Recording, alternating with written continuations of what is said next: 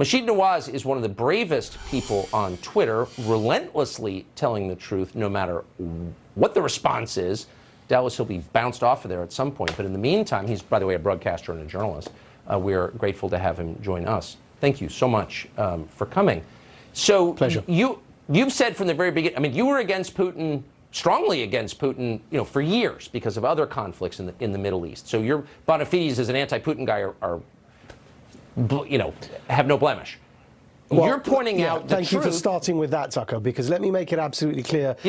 During the Arab uprisings, and in particular with regards to Syria, there are videos of me online speaking about Putin in terms that people, I'm sure, today would hope that I continued to do. So anybody that wants to accuse me of being particularly close to Putin can find those videos.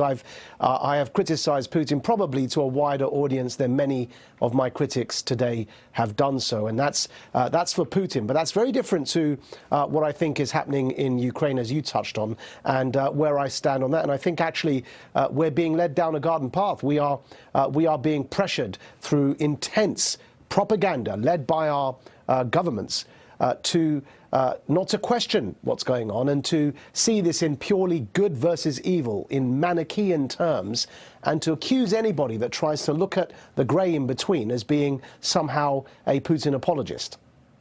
But if this is a war being fought over principle, and I'm happy to believe that it is, freedom versus tyranny, black versus white, et cetera, then why wouldn't our leaders care if the guy who's running Ukraine declares himself all-powerful and bans all opposition to him? Why wouldn't that bother them?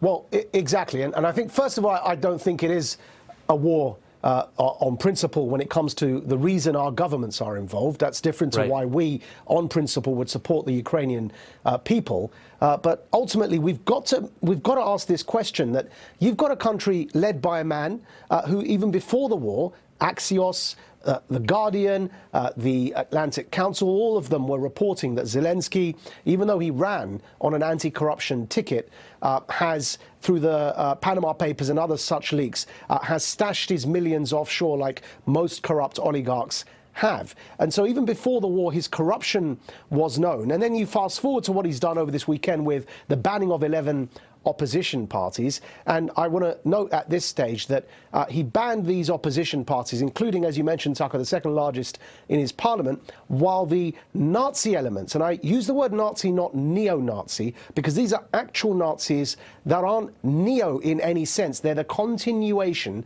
of Nazis as we know them and study them in history. And Bandera, the man that they revere, was actually a Nazi, and they've made him into a national hero and icon.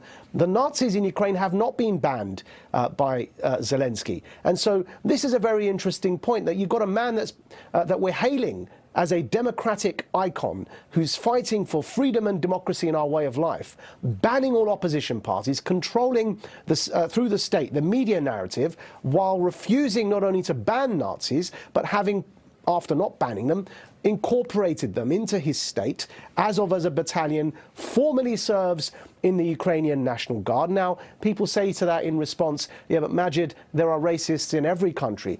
No, the analogy here is, imagine, Tucker, in America, the KKK had a formal battalion in the US military. That's what we've got with swastikas and Nazi insignia inside the Ukrainian army. And then people would say, well, what do you want to do? Putin invaded their country. Of course, they have to fight. And I find this line of argument absolutely absurd, because the best analogy is with Syria.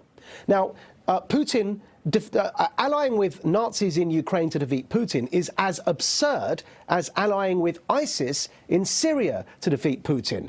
You've got an extremist, an armed, extreme terrorist militia known as ISIS. None of us ever had any moral difficulty in understanding that Assad was a dictator, that Putin's support for Assad was wrong, but the people opposing him, the jihadists, were also wrong. Why can't we have that moral complexity when it comes to Ukraine? And keep the UK, and particularly the United States, my country, free. If you're for freedom in Ukraine, you can't try and shut down honest questions in this country or punish people for telling the truth. It's super simple, I would say. You are telling the truth. I'm grateful that you are, and Godspeed as you do. Moshid Nawaz, thank you.